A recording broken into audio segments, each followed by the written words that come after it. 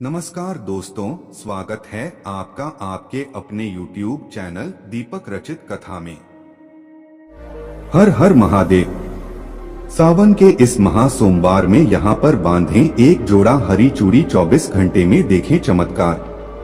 दोस्तों, सावन का महीना मर्यादा और भक्ति का महीना होता है। सावन के पूरे महीने पर भगवान भोलेनाथ का नियंत्रण माना जाता है। ऐसा माना जाता है कि सावन के पूरे महीने में भगवान भोलेनाथ पूजा पाठ करने से प्रसन्न हो जाते हैं। सावन का पूरा महीना भगवान भोलेनाथ का प्रिय महीना है, इसलिए जन साधारण लोग किसी और महीने में संयम और नियम का पालन करें या न करें, लेकिन सावन के महीने में संयम और नियमों का पालन जरूर करते हैं। सावन के महीने का विशेष महत्व कुछ इस प्रकार से है। सावन के महीने में समुद्र मंथन हुआ था।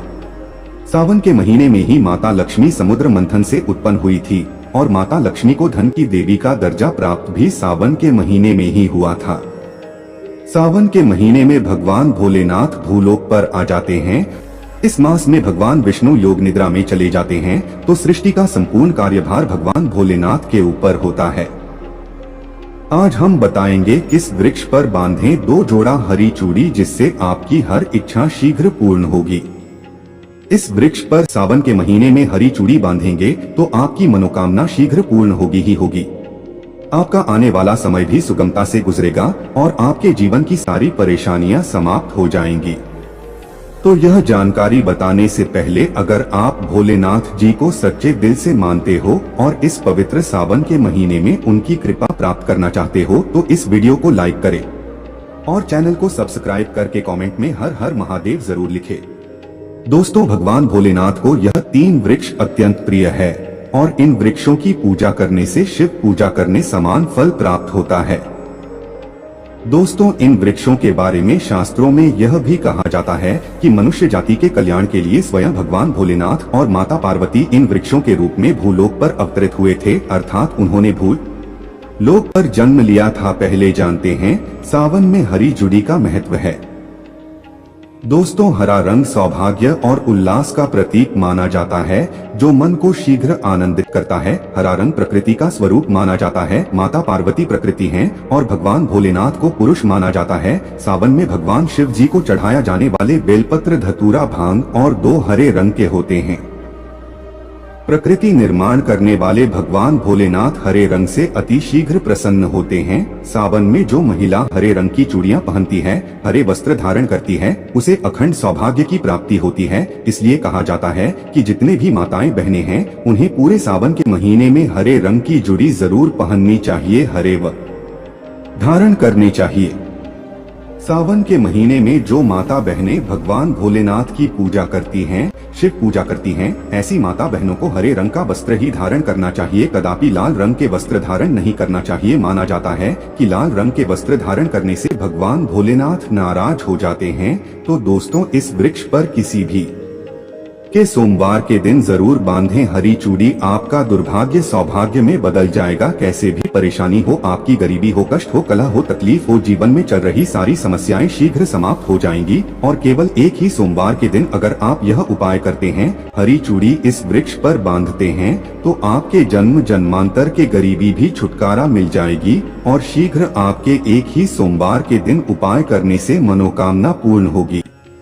तो दोस्तों, वो कौन से वृक्ष हैं, आइए जानते हैं। पहला वृक्ष है शमी का वृक्ष। शमी के वृक्ष के बारे में ध्यान से सुन ले तो शमी के वृक्ष को माता पार्वती और भगवान भोलेनाथ का मिश्रण स्वरूप का कहा जाता है। इसलिए दोस्तों, शमी के वृक्ष को उमा महेश्वर वृक्ष भी कहा जाता है। कई स्थानों पर शमी के वृक्ष को उमा महेश्वर वृक्ष भी कहा जाता है। पूरे सावन भर शमी के वृक्ष पर माता पार्वती और भगवान भोलेनाथ का वास माना जाता है। सावन के महीने में गोधूली बेला पर प्रदोष काल के समय था, जब दिन न होना की रात हो, यानी संध्या काल के समय। तो इस वृक्ष को संध्या काल के समय में, गोधूली बेला में या फिर प्रदोष काल में छूने से दोष, कष्ट और सारी परेशानियां समाप्त हो जाती हैं। केवल सावन के महीने में छूने मात्र से, सावन के महीने में शमी वृक्ष की जड़ पर कच्चा दूध डाला जाए तो भगवान भोलेनाथ शीघ्र प्रसन्न होते हैं और माता पार्वती का खूब सारा आशीर्वाद मिलता है। शमी वृक्ष का और धार्मिक महत्व क्या है? तो दोस्तों, प्रभु श्री राम ने लंका पर आक्रमण करने से पहले शमी वृक्ष की पूजा की थी। पांडवों ने अपने दिव्य हथियार भी शमी वृक्ष पर ही छुपा कर रखे थे। शमी का वृक्ष जिस घर में लगा होता है, उस घर का कल्याण होता है उस घर में सभी प्रकार के भौतिक सुखों का वास हो जाता है। तो दोस्तों, सावन के किसी भी सोमवार के दिन शमी वृक्ष पर उमा महेश्वर का ध्यान करते हुए 2 जोड़ी हरी जुड़ी और हरा रिबन जरूर बंद हैं, या फिर हरे रंग की जो भी श्रीनगर की वस्तु आपको मिल जाएंगे वह जरूर भेंट करें। कोई भी आपकी मनोकामना हो एक ही सोमवार में पूर्ण हो जाएगी।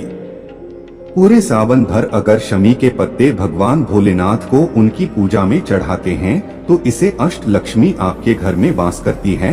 आपके घर में कितने भी दरिद्रता हो, आपके घर में कैसे भी परेशानी हो, परेशानी समाप्त हो जाती है और पूर्ण रूप से आपके घर में भौतिक सुख अगर निवास करने लगते हैं।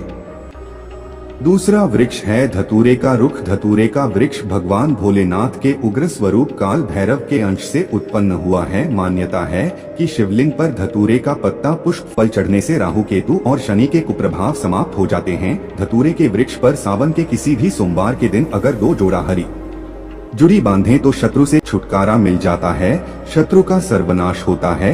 दोस्तों, अगर सावन के किसी भी शनिवार के दिन धतूरे के वृक्ष पर बाबा काल भैरव का अध्ययन करते हुए भरी जुड़ी बांधी जाए तो घर से भूत प्रेत बाधा भस्म हो जाती है। छोटी सी धतूरे की जड़ घर के किसी भी कोने में अगर छुपाकर या फिर खनन कर इनमें दबा दी जाए, गढ़ दी जाए तो भूत प्रेत इत्यादि की बाधा समाप्त हो जाती है। दोस्तों, तीसरा वृक्ष है बेल का वृक्ष। स्कंद पुराण में स्पष्ट लिखा है कि बेल का वृक्ष माता पार्वती के पसीने से उत्पन्न हुआ है। जब माता पार्वती का पसीना मंदराचल पर्वत पर गिरा तो उसने बेल के वृक्ष का स्वरूप ले लिया। माना जाता है कि बेल के वृक्ष का दर्शन करने मात्र से व्यक्ति के पाप मिट जाते हैं। स्पर्श करते हैं तो जीवन की सारी समस्याएं मिल जाती है। अगर आप भगवान भोलेनाथ को बहुत जल्द प्रसन्न करना चाहते हैं, आप भगवान भोलेनाथ पर खूब सारी चीजें चढ़ा रहे हैं लेकिन बेल का पता नहीं चाहते हैं तो वह प्रसन्न नहीं होते हैं। पूरे सावन के महीने में बेल की जड़ पर ब्रह्मा का वास होता है। मध्य स्थान में भगवान विष्णु तथा संपूर्ण स्थान पर भगवान भोलेनाथ जी का वास माना जाता है।